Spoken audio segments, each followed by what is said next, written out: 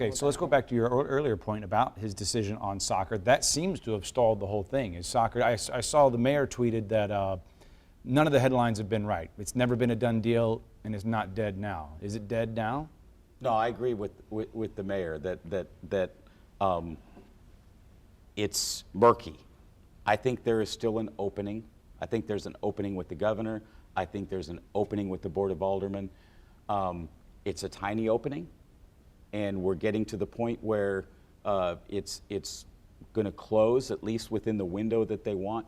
But the MLS wants to be in St. Louis, and St. Louis wants the MLS, and there are some very wealthy people that want to make that happen. It's not dead.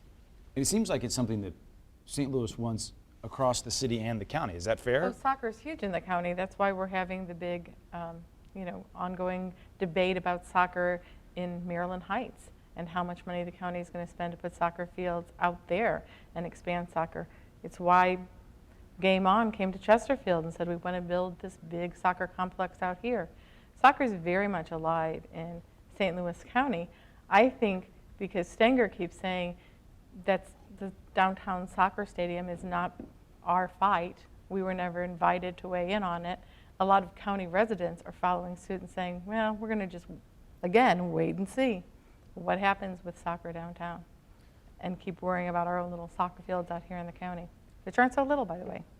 And every time I've driven past them, they're popular. They're Very packed. popular. Very popular. Well, and Casey, think about this. So Kate's just talking about the proposal at Maryland Heights. There's two proposals out near Maryland Heights in the county.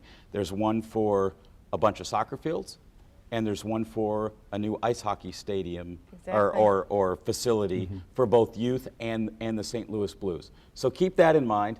While downtown, the Blues are talking about asking for public money for Scottrade, and the MLS folks are trying to build a new soccer stadium. The problem in St. Louis is these things are happening in separate conversations, one in the county, one in the city, and they're the same people having the conversations. That's the problem that we have in St. Louis on almost every issue, is that unlike almost every other city our size around the country, we're dealing with it in two separate conversations instead of one conversation about what's best for St. Louis. And in the county level, it's not just having those separate conversations, city versus county, it's municipality versus municipality. It's Chesterfield versus Maryland Heights on the ice arena. It was Chesterfield versus Maryland Heights on the soccer fields. So it's everybody trying to get their own little piece of that dollars, those tax dollars, and the attention and the tourism and the hotel bookings that it brings. Everybody's trying to get their piece of that pie instead of all of us working together to get the piece of the pie. And so I would say that that's the biggest opportunity for us in 2017, for us all to get on the same page. And instead of these fiefdoms or municipalities fighting and having separate conversations, we should be looking for ways in which we could be working collaboratively, because that's really what's going to help increase our population, increase, talent, the millennials, the Generation X and Generation Z, and I've run out of alphabets. I don't even know what generation we're on now. If you have to I ask. think, if you have to ask, you're not part of that generation. Right, that's what I was trying to say. But, I think that's part of the biggest opportunity for us. If we can all get on the same page, if we can, it's interesting. People say, St. Louis could be the whatever of this region. I just say St. Louis can be St. Louis. Let's learn what we can from best practices in other cities, but contextualize it to our region, in which when we're talking about St. Louis, 5, 10, 15 years from now, we can all look back and say, what an incredible legacy. Our population has, increased past 320, and everybody wants to visit St. Louis. That energy that's being pulled in two different directions, like you're talking about the Blues downtown and the ice out, it could go in other directions versus kind of canceling each other out. Yeah, absolutely. Are the leaders, the people that come through Focus St. Louis that you work with, what would they say at this table? Are they concerned about this very issue? Oh, very, very much. Tony writes the columns about how we need to have I don't know if merger is the right word, but merger, unification, whatever you want to call it, we need one St. Louis. Yeah, as I was thinking about, what's on the horizon for 2017 that my Focus St. Louis alums and current participants are talking about. You know, I looked at the list and there were about 15 things, and I said, this looks like a dream list, but it's a dream list that's possible. It's aspirational in nature, but we have the moving parts and pieces that could really make it happen. And so certainly education is one of them. You know, kudos to Dr. Kelvin Adams and the administrative board for, you know, the accreditation. But I'm also glad to read that, you know, he didn't say the work stops here. It's only just begun, because there's more to do to ensure that we provide for schools where, you know, they're under-resourced, they don't have quality teachers. We can do that. And, you know, that's the future that my leadership folks are talking about. You know, healthcare, gender equity, racial equity. Those are things that they're talking about that they believe can really serve as the catalyst for change and can leapfrog us in ways that we haven't. But certainly in the aftermath of the unprecedented nature of what transpired during the 2016 elections, people are also talking about a return to civics and civility. Where has civility gone? Whereby, you know, I often check to date myself here, Facebook is where I read most of my news. It does not mean that I take it as the truth, but it gives me a way to sense what's going on in community.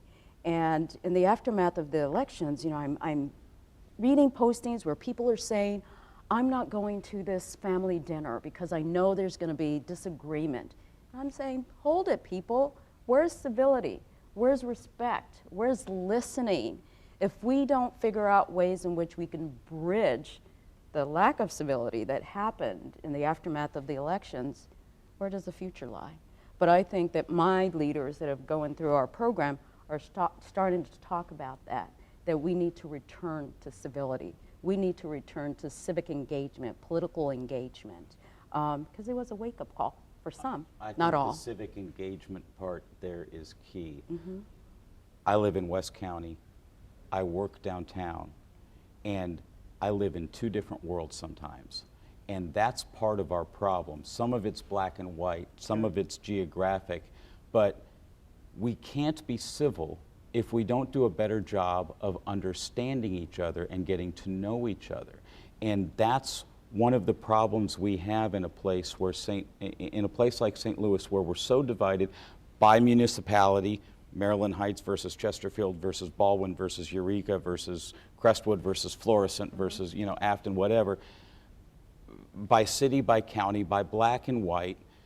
This is where our opportunity exists in 2017 as we try to deal with civility. The road to civility starts with people who grew up different, who live in different circumstances, trying to understand each other and trying to get to the point where we recognize, wait a minute, are all of us in St. Louis in some capacity invested in the same thing? We talk about city-county. One of the things that I think is actually more important than city-county unification is school district unification. The city of St. Louis schools got accredited this last week for the first time in several years, and that is huge for our overall community. But people who live in the Rockwood district, like I do, where my kids go to school, aren't invested in that success in St. Louis because we're all in separate school districts. Yes. I think for us to have long-term success as a region, we have to find a way so that all of these 24 school districts in St. Louis County are invested in the success of all children, black and white, city, county, or whatever. And that's what continues to hold us back as a community, is we separate ourselves by boundaries, by political boundaries and geographic boundaries, by color boundaries, by all of these different things. We're not going to get to civility until we start to do a better job of understanding who our neighbors are. And our neighbors aren't the people on our street. Our neighbors are the people across the river, across the county boundary, across the municipal boundary.